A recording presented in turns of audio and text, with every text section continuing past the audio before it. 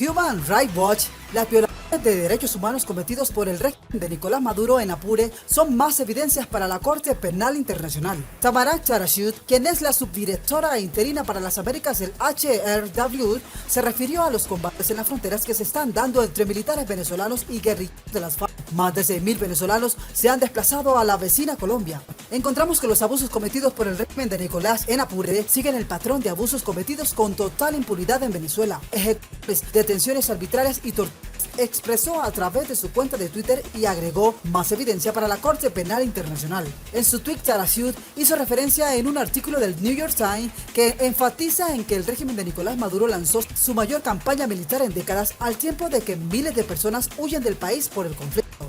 Este informe de Human Rights Watch detalla varios atropellos, torturas y violaciones a los derechos humanos que han cometido altos mandos del régimen de Nicolás Maduro. Entre ellos, por ejemplo, más de 124 personas han sido asesinadas hasta el día de hoy simplemente por tener una opinión diferente al gobierno de Venezuela. El gobierno venezolano suele tolerar a los grupos armados que trafican sustancias prohibidas cerca de su frontera con el país colombiano. Ahora ha arremetido contra uno de ellos. Esta semana la organización no gubernamental Fundaredes alertó que más de 6.000 venezolanos se han desplazado a la vecina Colombia, huyendo de los combates que comenzaron el pasado 21 de marzo en el fronterizo estado de Apure entre las Fuerzas Armadas de Venezuela y un grupo armado regular que los activistas identifican como disidentes de las Fuerzas Revolucionarias Colombianas. Nada más en Arauquita hay más de 5.000 venezolanos desplazados. Algunos están en otros lugares, pero no en sitios de resguardo. Han acudido a casas de amigos y familiares, ha dicho en una conversación telefónica con la Agenda de Noticias F el director de Fundaredes, Javier Tarazona. El número ofrecido por la activista actualiza la cifra de desplazados que la Oficina de Asuntos Humanitarios de Naciones Unidas en Colombia, OCHA, hacía ubicado en más de 4.700 hace unos días atrás.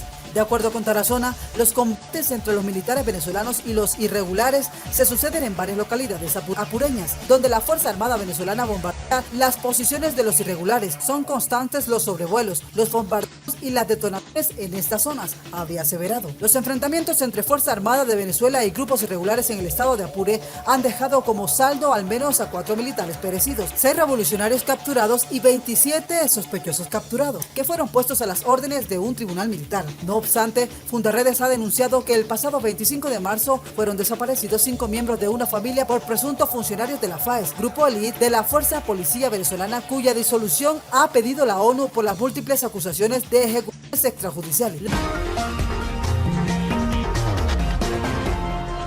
700 venezolanos han sido llevados a los tribunales bajo acusaciones de traición a la patria. Este informe también muestra la responsabilidad que tendrían no solo autoridades militares, sino también civiles. Y también hace un llamado a la comunidad internacional para que continúe estableciendo sanciones a los violadores de derechos humanos.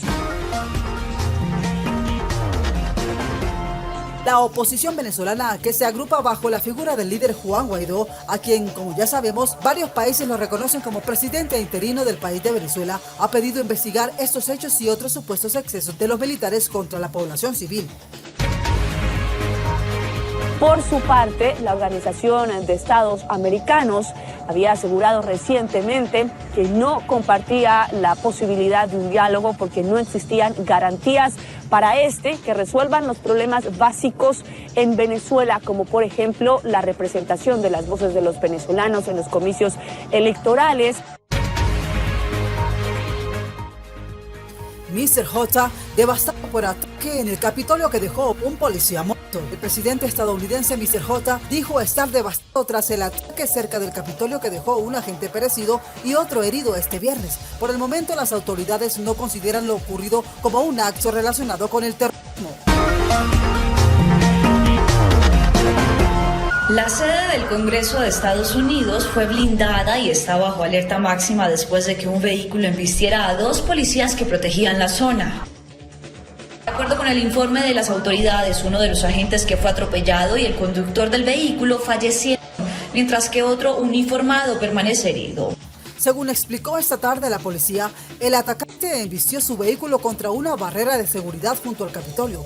salió del vehículo con un arma blanca en la mano y corrió a agredir a los dos agentes. Con gran tristeza anunciamos que uno de los agentes ha sucumbido a sus heridas, anunció Pittman, jefa interina de la policía del Capitolio, en una rueda de prensa para comentar lo sucedido. Pittman también explicó que el agresor fue más tarde identificado por medios locales como Noah Green, de 25 años, quien arremetió contra los dos agentes. Las autoridades han afirmado que la amenaza de seguridad ya ha concluido y que el suceso parece no tener relación con ningún acto terrorista.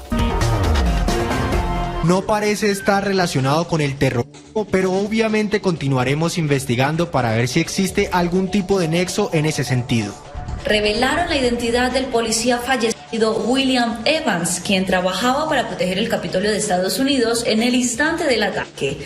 El agresor fue identificado como Noah Green, de 25 años, y especificaron que este murió luego de que los agentes dispararon contra él.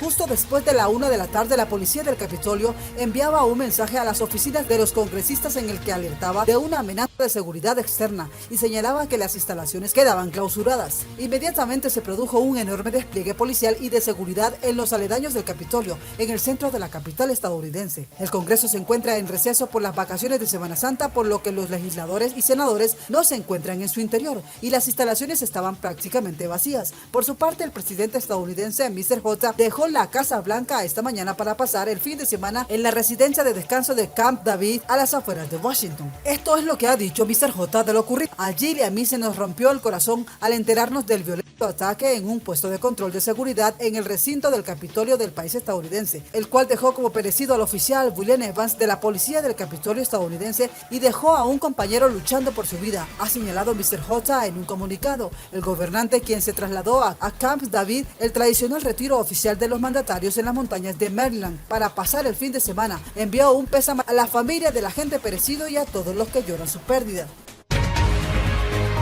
Por su parte, el presidente de los Estados Unidos, Joe Biden, reveló a través de un comunicado estar devastado tras el hecho ocurrido cerca del Capitolio. Situación que se generó 3 meses después de que el pasado 6 de enero el Capitolio fuese atacado por partidarios del expresidente de los Estados Unidos, Donald Trump. La seguridad en el edificio incrementó. Colombia asegura que el narcotráfico se está tomando Venezuela. El presidente de Colombia, Iván Duque, acusa a Maduro de proteger en su territorio a grupos armados ilegales. El ministro de Defensa de Colombia, Diego Molano, acusó este sábado al gobierno de Venezuela de actuar como cómplice de grupos de narcotraficantes colombianos en los fuertes combates que han empujado a miles de personas a cruzar la frontera para refugiarse en Colombia. Lo que está sucediendo en Venezuela es que lentamente el narcotráfico se está tomando ese país, en connivencia con las fuerzas bolivarianas y el régimen del presidente venezolano Nicolás Maduro, aseguró Molano en una entrevista con el diario colombiano El Tiempo. Y quiero decirlo desde acá, estos actos de terrorismo, esta es la expresión del cobarde.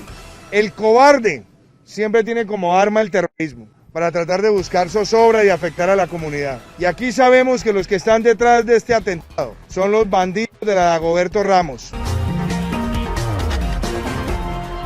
Y los estamos enfrentando y los seguiremos enfrentando donde estén, porque estos actos cobardes contra la comunidad son imperdonables. A ellos solamente les queda un camino: se someten o los vamos a enfrentar con la contundencia y serán llevados a la justicia o van a caer en las operaciones militares. En la última semana, unas 5.000 personas han cruzado la frontera hasta el municipio colombiano de Arauquita para refugiarse de los fuertes combates entre la Fuerza Pública Venezolana y un grupo armado colombiano. Algunos denuncian ejecuciones extrajudiciales de civiles a manos de uniformados venezolanos. Estos combates han dejado 9 terroristas perecidos y 39 detenidos y 4 militares perecidos. Según el balance oficial de las autoridades venezolanas, Nicolás Maduro reconoció la posibilidad de que disidentes de la guerrilla de las Fuerzas Revolucionarias Colombianas, disuelta tras un firmar la paz en el 2016, estuvieron involucrados en los enfrentamientos.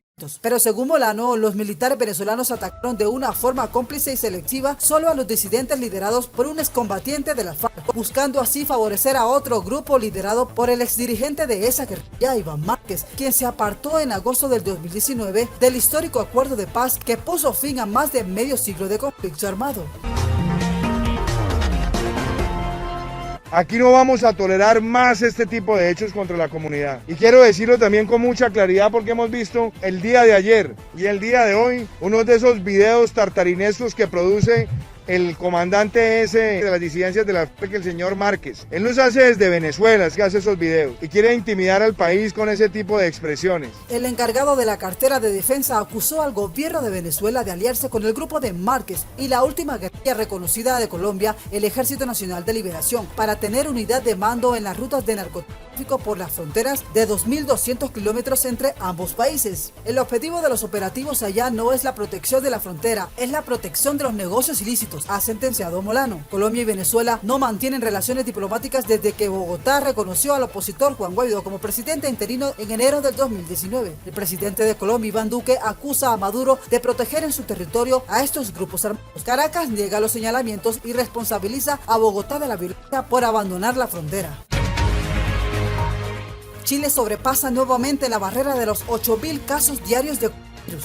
Las autoridades sanitarias informan que en las últimas 24 horas registraron 8.028 nuevos casos y 103 personas perecidas, lo que eleva el balance total desde el inicio de la pandemia a más de 1 millón infectados y 23.524 personas perecidas, aunque no superó el récord histórico registrado en la víspera a 8.112. Las autoridades sanitarias informaron que en las últimas 24 horas se registraron 8.028 nuevos casos y 103 personas perecidas, lo que eleva el balance total desde el inicio de la pandemia a más de 1 millón de infectados, a los que habría que añadir más de 8.000 que aún no están confirmados. No hay descontrol, hay aumento de los casos que incluso habíamos previsto, aseguró en rueda de prensa el ministro chileno de Salud, Enrique París. Durante los meses, la tasa de positividad y el número de contagios detectados por cada 100 test PCR fue en las últimas 24 horas del 11% a nivel nacional y del 12% en Santiago, mientras que el número de pacientes en etapa activa de la enfermedad, es decir, que pueden contagiar, se elevó hasta los 44.584.